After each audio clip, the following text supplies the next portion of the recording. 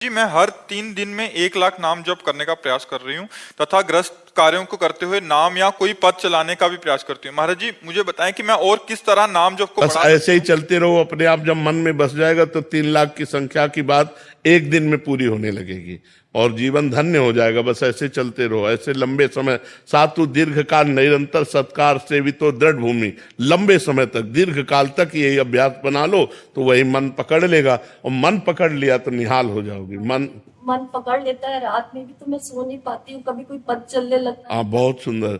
और उसमें हानि नहीं होगी। जैसे हम भजन करते हुए जग रहे ना, तो जगने की कोई हानि नहीं होगी उसमें, क्योंकि जो हम संसार का चिंतन छोड़कर गाढ़ नींद में आनंद लेते हैं, वही हम भगवान का चिंतन करते हुए हमारी इंद्रियां पावरफुल हो जाती हैं। दिन भर हम एक्टिव बहुत रहते हैं, कभी ऐसा भी नहीं रहता। खूब खूब नाम जप करो, ज्यादातर गुप्त रखो, अपनी साधना प्रकाशित ना करे। कोमल जी भिवानी से। राधे राधे महाराज। राधे राधे महाराज जी। महाराज जी, क्या आज के समय में संसारिक और ग्रस्त जीवन में रहकर भगवान की प्राप्ति की जा सकती है? महाराज जी, इनका प्रश्न नहीं है की कि जा सकती। भगवान की प्राप्ति के लिए जो सबसे ज्यादा जरूरी है वो एकांत और शांत माहौल में रहकर। नहीं, ऐसा नहीं। भगवान की प्राप्ति के लिए एकांत जरूरी नहीं। भगवान की प्राप्ति के लिए काम छोड़कर बैठना, कायर होना जरूरी नहीं है। भगवान की प्राप्ति के लिए मामुनिस्मर युद्ध च, अर्जुन जी को आदेश कर रहे हैं। तस्मात् सर्वदा सर्वकालेषु मामुनिस्मर, हर परिस्थिति में मेरा स्मरण करो और युद्ध च, अपने कर्तव्य का पालन करो। एकांत किसे कहते हैं? हृदय में जो भगवान का सुमिरन होता है, उससे बढ़कर एकांत नहीं। कहाँ जाओगे एकांत? अब बोलो हमें, तुम कहाँ जाओगे एकांत? जितनी भीड़ तुम्हारे गांव में नहीं होगी, उससे ज्यादा हरिद्वार में है, वृंदावन में है, अयोध्या में, जो तीर्थ स्थल है, जो बड़े बड़े भगवान के पवित्र स्थान है, वहां भीड़ ही भीड़ देख लो। तो एकांत कहाँ जाओगे? कहाँ बैठोगे एकांत? महाराज जी, गृहस्थ जीवन में रह के तो क्यों? गृहस्थ जीवन में क्या परेशानी? सुबह से उठ के राम राम राधे राधे रट रहे, अपना काम कर रहे हैं, इसी से भगवत प्राप्ति हो जाती है। बच्चे आ गए, बीवी आ गई, कोई परेशानी नहीं। बच्चे में भगवान है, बीबी में भगवान है। हमको भावना ही तो बदलनी है। अपने घर से हम शुरू करते हैं सब में भगवान को देखना। और नाथ सकल संपदा तुम्हारी, मैं सेवक समेत सुतनारी। बहुत बढ़िया भजन हो रहा है। क्या बाबा जी बन करके लोगों से मिलना नहीं होता क्या? पेट भरने के लिए मांगना होता है। 5 घरों में जाके भिक्षा मांगते हैं। और देखो, हम बाबा जी बनकर एकांत सेवन किए पूरे जीवन, और समाज में हमको जितनी समाज दी गई, कितनी समाज दी गई? तो भगवान ने दिया कि नहीं दिया? दिया तो समाज ही, वही समाज आपको दिए। तुम्हारी तो छोटी समाज है, तुम्हारे 5-6 लोग होंगे घर में, हमारे 500 लोग हैं। विरक्त और गृहस्थ जोड़ लो तो 50,000 हो गए। तो हमारा कहने का तात्पर्य है, एकांत का मतलब है हृदय में भगवान का सुमिरन करना। एकांत में कहीं भी बैठ जाओ जाके, तुम्हारा अभी तो भजन का मन करता है, और एकांत में बैठ जाओगे तो भोगों का मन करेगा। लिख लो कागज में। अभी घर में हो तो वृंदावन आने का मन करता है, और वृंदावन में आके तुम्हें हम सब सुविधा दे दें, एक कमरा समय से टिफिन कमरे में पहुंच जाएगा। भजन करना है, आप भाग ना जाओ तो मैं बता देना। जब लड़कवा कहता है ना पापा, वो जब कान में आएगी सावा, भाग जाओगे। एसी रूम छोड़ के भाग जाओगे।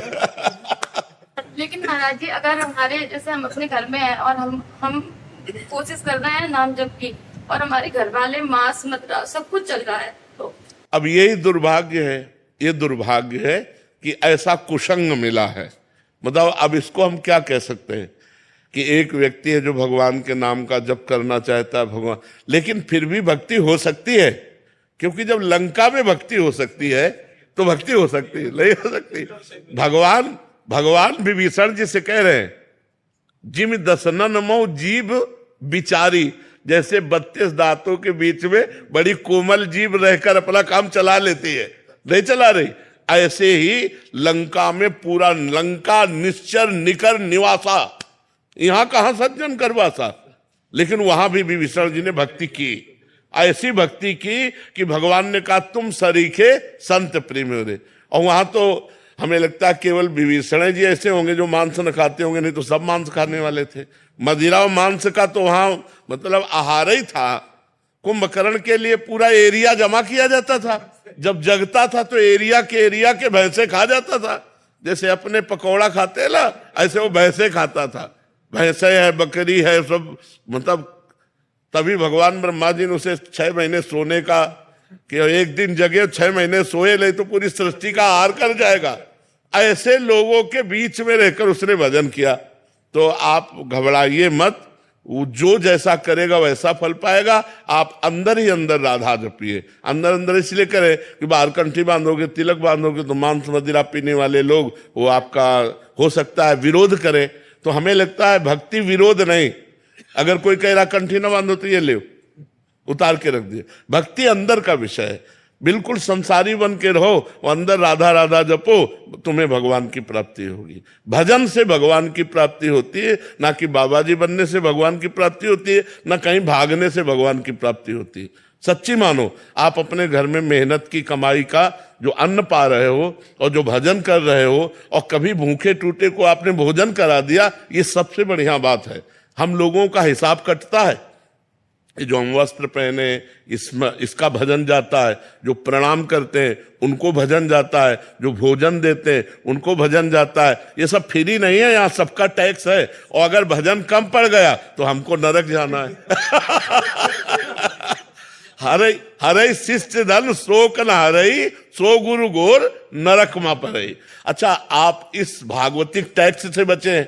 मेहनत की कमाई से कपड़े पहनते हैं, मेहनत की कमाई खाते हैं और अपनी मेहनत की कमाई दूसरों को भी दे देते हैं। गौ सेवा, संत सेवा, आए हुए अतिथि की, भिक्षुक की सेवा। तो गृहस्थी धर्म बहुत बड़ा है। हम लोग गृहस्थी धर्म में ही पैदा हुए और गृहस्थी धर्म से ही हमारा पोषण होता है। पोषण भी गृहस्थी धर्म से होता है। अगर ये आप लोग समझते हो कि गृहस्थी धर्म में भगवत प्राप्ति नहीं हो सकती, तो आप सच्ची मानो, सबसे पहले गृहस्थी को भगवत प्राप्ति होगी। पर धर्म से चले। अब पराई बहनी बिटिया से गंदी बातें करो, शराब पियो, मांस खाओ तो नरक जाओगे। चाहे और अगर अच्छे आचरण करोगे, 4 रोटी अपने से बचा करके गौ सेवा, संत सेवा में दे दी, तो वही तुम्हें भगवत प्राप्ति कराएगा। खूब नाम जप करो, कोई परेशानी नहीं। कहाँ भाग के जाओगे? आज हमें एकांत बता दो, कहाँ एकांत है? कहीं एकांत नहीं बचा। हिमालय में भी चले जाओ तो वहां भी लोग आजकल जो है जहां भी एकांत समझते हो वही शूटिंग शुरू है। कि नाम पर जब करते हैं 10 मिनट एकांत में बैठ के, तो उसी टाइम पे पत्नी कुछ काम बता देती है, बच्चे कोई बात नहीं तो उठ के खड़े हो गए, काम करने लगे। राधा राधा अपना काम करने के लिए चल दिए। राधा भगवान को एकांत में बैठकर भजन करने से नहीं मिलते। काम करते हुए भजन करना सबसे श्रेष्ठ बात है।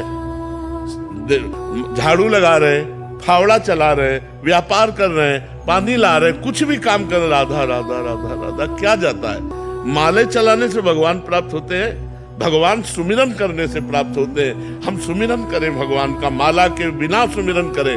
गिन लो भगवान, तुम गिन लो, वो तो सब जान ही रहे हैं। तो खूब भजन करो और गृहस्थी में रहो। और ये जरूर करो कि अपनी कमाई का 4 रोटी का हिस्सा कभी किसी भूखे को खवा दो, कभी किसी गाय को दे दो, कभी किसी बीमार को 10 रुपया तुम्हारे लग जाए। ये बढ़िया परोपकार ये गृहस्थी में जरूर करना चाहिए। और नाम जप करना चाहिए और भगवान के आश्रित रहना चाहिए। आश्रित का मतलब नाथ सकल संपदा तुम्हारी, मैं सेवक समेत सुतनारी। बढ़िया भजन है, कोई परेशानी नहीं, कहीं भागने की जरूरत नहीं, ये सोचने की जरूरत नहीं कि बाबा जी ज्यादा भजन कर लेते हैं। ऐसे किया ना आपने, ऐसे इसका भी टैक्स है, हमारा भजन जाएगा आपके पास। आप साष्टांग लौट गए ना, ये खुशी की बात नहीं है। तुम्हारे पुण्य जा रहे। अगर भजन नहीं करोगे तो वो साष्टांग वाला पुण्य ले गया और तुम नरक जाओगे। बहुत होश की बात है, ये कोई खिलवाड़ नहीं। ये जो सिद्ध पुरुष भजन में निरंतर लगे, उन्हीं से जगत का कल्याण होता है, वही मंगल होता है। नहीं तो एक एक का टैक्स है। जैसे भारत सरकार का हर वस्तु में टैक्स है ना, ऐसे भगवान का टैक्स है, हर एक चीज में टैक्स है। कोई तुम्हारे पैर छू रहा, कोई तुम्हारी बड़ाई कर रहा, कोई तुम्हें प्रणाम कर रहा, कोई वस्त्र दे रहा है, कोई भोजन दे रहा, कोई धन दे रहा है, वो सब भजन ले रहे हैं। वो हमारा सब भजन ले रहे हैं, कोई खिलवाड़ नहीं है। राधे राधे महाराज जी। महाराज जी, मैंने अपने आप को कभी भी किसी परपुरुष से टच नहीं कराया और ना ही शादी से पहले ना ही आज। महाराज जी, अपने पति के अलावा धन्यवाद देते हैं, नहीं। धन्यवाद देते हैं। ऐसी माई बहनें अगर अपने जीवन को पवित्र रखें तो हमारे समाज का बड़ा मंगल हो जाए। ऐसी माताओं बहनों से जो पुत्र होते हैं वो राष्ट्र भक्त और भगवत भक्त होते हैं। जो बेविचार प्रवृत्ति से युक्त हैं वो ऐसे संतानों को उत्पन्न नहीं कर सकती, उनमें क्षमता नहीं है। ये जो गर्लफ्रेंड बॉयफ्रेंड चला है, गंदी बातें चली है, ये बहुत खतरनाक है। हम मतलब हमारे हृदय शीतल होता है जब कोई कहता है मैं धर्म से चलता हूँ, मैं कभी किसी को इस गंदी बातें नहीं। ये तो एक मतलब आश्चर्य की बात है। नहीं, आज तो बच्चियां एक बॉयफ्रेंड, फिर ब्रेकअप, फिर दूसरा बॉयफ्रेंड, फिर ब्रेकअप, फिर तीसरा बॉयफ्रेंड। ये क्या चल रहा है? ये चल क्या रहा है? गंदी बातें हैं कि नहीं? गंदी बातें, कितनी गंदी बातें।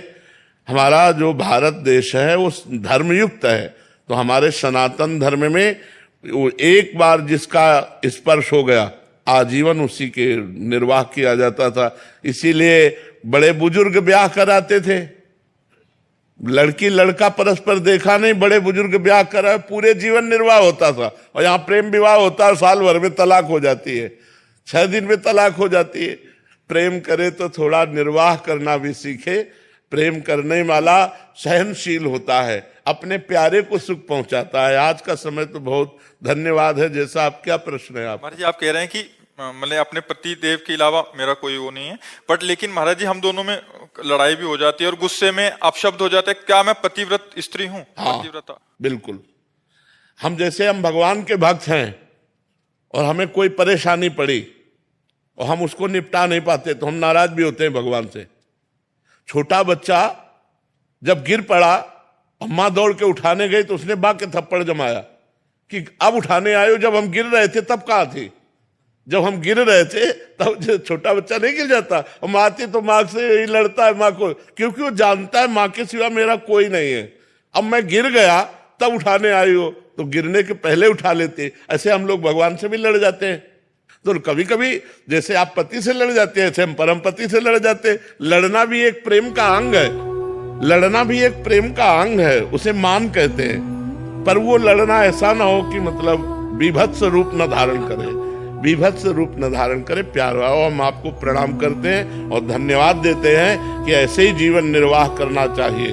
हमारा सनातन धर्म इसी की आज्ञा करता है, पर पुरुष स्पर्श का त्याग करके अपने पति में भगवान की भावना रखना। महाराज जी, मैं अपने पति से बहुत प्रेम करती हूँ, लेकिन जब उन्हें किसी काम से दूर जाना पड़ता है तो मैं बहुत विचलित होने लगती हूँ, मानसिक बीमार सी बन जाती हूँ। भगवान के पथ पर रहकर इस प्रेम को कैसे संतुलित करूँ? नहीं, ये नहीं हो सकता। ये तो ऐसा ही है। जब से तुम बिछुरे पे प्यारे कबहु न पायो चैन, रस बिन दुखन लागे नैन। जो मैं ऐसा जानती प्रीत किए दुख होए, नगर ढिंढोरा पीटती अजी प्रीति न करियो कोय। प्रेम में अपने प्यारे को सदैव अपने समीप पाना, समीप रखना, यही पसंद है। थोड़ी भी दूरी बर्दाश्त नहीं।